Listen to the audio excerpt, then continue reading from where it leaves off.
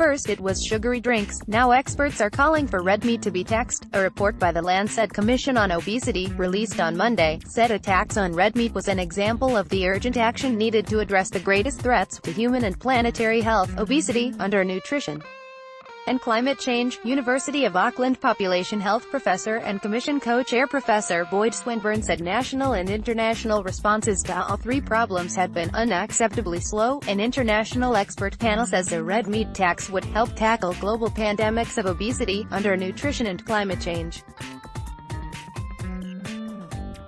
Agriculture production accounted for about 50% of all greenhouse gas emissions in New Zealand, and foods high in saturated fats, sugar, and salt, including red meat, were the biggest cause of ill health and premature death, he said. Read more. Diet, less beef, more beans.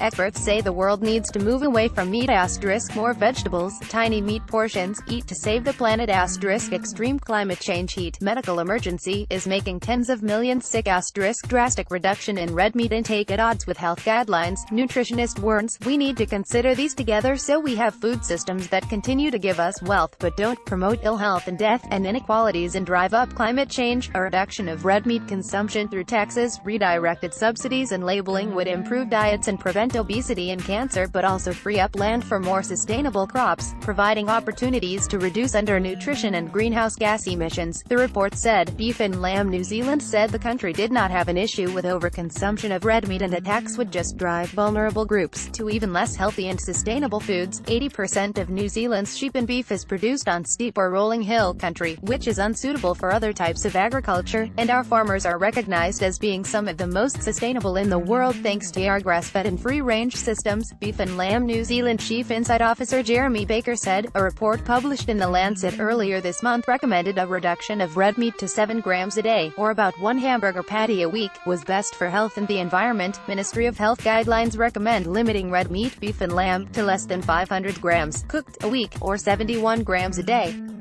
OECD data showed Kiwis have more than halved their consumption of red meat over the past 10 years, from 106 grams per day in 2007 to an average of 47.6 grams per day in 2017.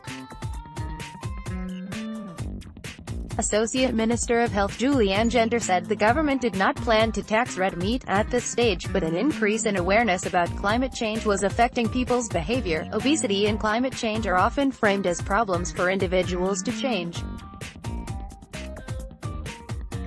This report shows it has been a failure of public policy and we need government action to protect our health and our climate. The Commission called for a global treaty, like those established for climate change and tobacco, to help governments restrict the influence of the food industry on policy, and the establishment of a global philanthropic fund of $1 billion $1.46 billion to support social movements demanding policy action. The Lancet editor-in-chief Dr. Richard Horton said the business model of large international food and beverage companies led to overconsumption of junk food in both high-income countries and, increasingly, low- and middle-income countries. Genter said she was interested to learn more about how a global treaty would work, as politicians need to play their part too. Swinburne said the food industry should be excluded from the policy-making table, as the profit motive would always win out over improving health and reducing climate change. Why have we not got a sugary drinks tax? Why don't we have regulations on marketing junk food to children? Why do we still allow industry to do that? Because successive governments are too frightened to tackle it. They don't want to burn their political capital. A tax on red meat was not restricting choice but ensuring the price better reflected the true cost of production on the environment. Swinburne said, it's either the consumers or their grandkids who are going to pay, with a burnt-up world. Stuff.